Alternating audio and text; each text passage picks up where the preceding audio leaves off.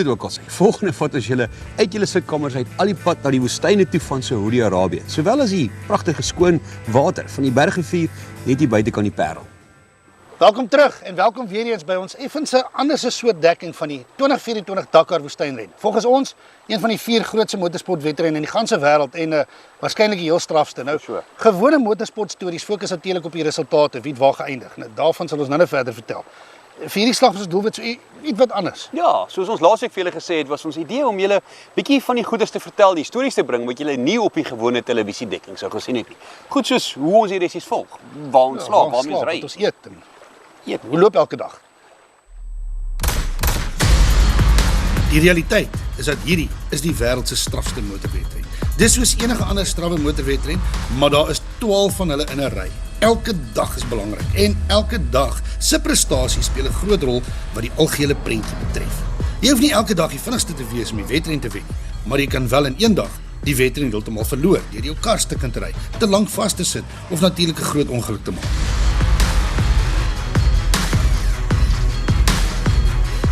Sover het dit redelik goed gegaan met meeste van die Suid-Afrikaners en hul Brasiliese en Amerikaanse spanmaats. Of nee, dis nie heeltemal waar nie. Die jong Amerikaner Quintero het bewys dat hy is blitsvinnig en iemand gaan wees om die toekoms dop te hou, maar hy het teëspoed opgetel en skade aan sy kar aangerig wat hom sou verhoed om 'n goeie uitslag los te jaag. Die jong Suid-Afrikaner Sahoed Wariawa het self gewys waartoe hy in staat is deur bytye los te jaag. Verbeel jouself dit. Tuis in Suid-Afrika het sy pelle nog matriekvakansie gehou, maar die 18-jarige het gou die Dakar afgedraf en dit is nogals iets.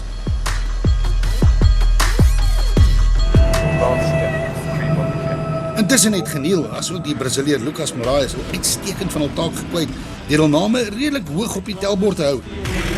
En Guy Bottrell se vertoning was 'n openbaring in slegs sy eerste Dakar ooit.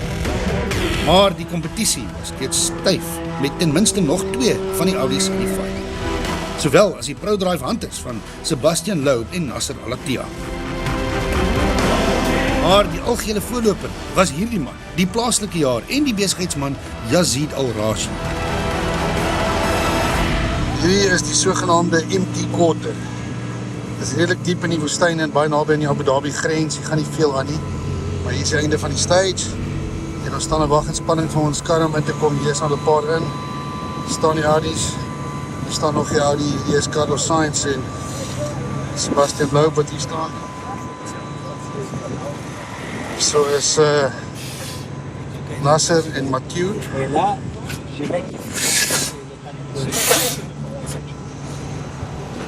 En hier staan Waldo en praat met wat tans die rally lead, Yazid Al-Rashi. Die man wat in die koninkryk van Saudi-Arabië se hoofstad Riyadh woon, het duidelik sy kennis van sy agterplaas goed gebruik om die stadium van die wedren die pas aan te gee.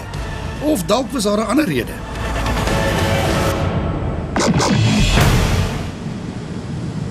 Ja, iets wat julle nog interessant sal vind is die volgende. So daai is nou al ons campers, hier's wat daar staan, daar's al ons goedes en dan kry jy die ander manier om te bly as jou naam Yazid Al-Rashi is en jy besit basies dele Saudi-Arabië. Hy travel met 1, 2, 3 trokke.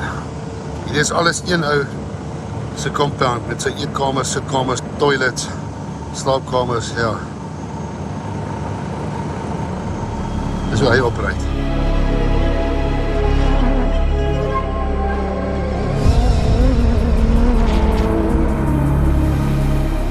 Ongelukkig vir die man het sy resiese dag of wat later tot 'n einde toegekom. Hy sy Hilux oor 'n duin gat oor kop gerol het.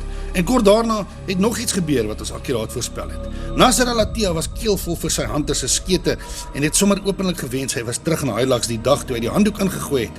En van hier af was dit 'n stryd tussen Loeb, die Audi van Sainz en 'n string Toyotas, insluitende die van Moraes, De Villiers en Bottrell.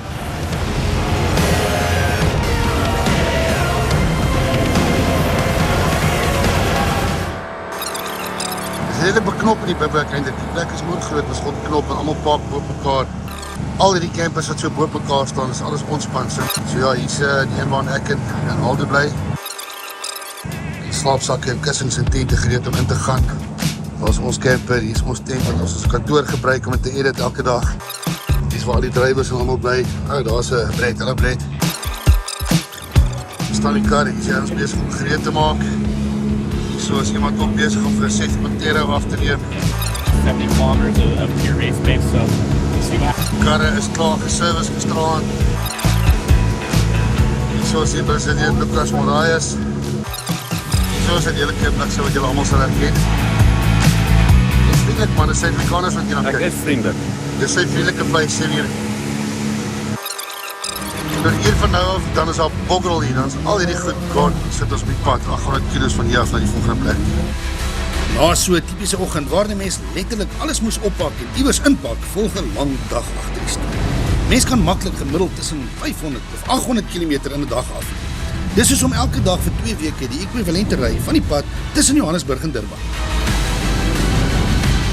So vandag is die sogenaamde Chrono Stage, waar ons nie naby mag kom nie, die ouens ry na die woestyn en slaap vanaand daar, en dan môre maak hulle die stage klaar, en dan ry hulle, of dan word hulle van daar af aangevlieg na Rio toe, waar ons dan 'n sogenaamde rustdag gaan hê. En dit beteken 850 kilos agter die stuur, op meestal reguit paaie soos hierdie, deur die woestyn.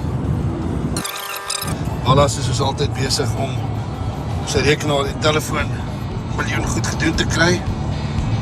Hy lyk baie happy daaroor. So happy in fact dat Waldo en Hannes ook maar na duisende kilometers op die pad redelik keelvol geraak het vir mekaar se geselskap. Maar gelukkig kon ons daarin slaag om iets te doen wat jy glad nie in Suid-Afrika moet doen. Kyk, jy kan nie 'n bier in Saudi-Arabië drink nie, maar dit is veilig om 'n ryloper op te tel. Hier agter my, ek weet nie of julle kan sien, hier sit daar iemand in werk ook. Hola amigos, I'm Letícia Datena from Brazil. I'm a reporter and this is my 3rd Dakar coverage. So every day we travel from bivouac to bivouac. A lot of sand on the left, on the right. So it's always very long, the trip, and unfortunately I have to do it with these 2 guys. That's the bad part.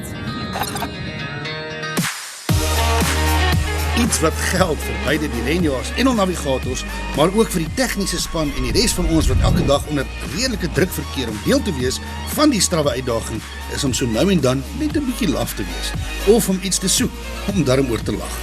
Wallace wat lyk as vir iets afneem. Wat maak jy, Wallace? Wat maak julle, Atties? Julle kan nie almal vir my wys nie. En soos met elke ander sport, kom die en ook met sy beserings.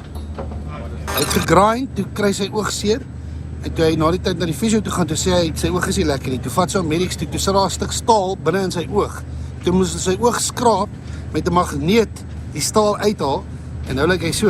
Is jy alright, bro? Dis so.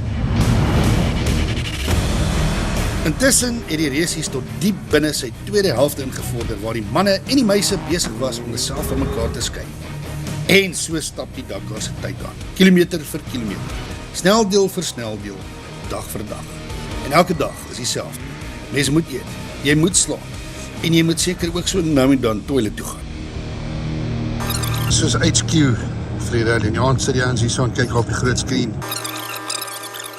Dis die groot eettent. Hy lyk so. Good morning. As ons 'n redelike groot bord breakfast is nie baie lekker nie as jy kyk. Maar hierdie is die gedeeltes wat minder aanloklik is. En my knieë en hamstrings is heeltemal te oud en ongeskik om enigstens dit te gebruik en daarom vermy ons hierdie goed eerder en verkies die natuur. Die jongeling uit Johannesburg, Sahoed Wariawa, het sy matriekvakansie afgesluit met 'n besoek aan die Dakar se finale podium. En uiteraard wil enige mededinger altyd beter. So vir 2024 was die algehele oorwinning nie vir 'n Suid-Afrikaner of 'n Suid-Afrikaanse renmotor beskore nie. Die beste was Guy Botterill wat 'n 6de plek losgejaag het. Goed genoeg om die prys te wen vir die groentjie van die wedren.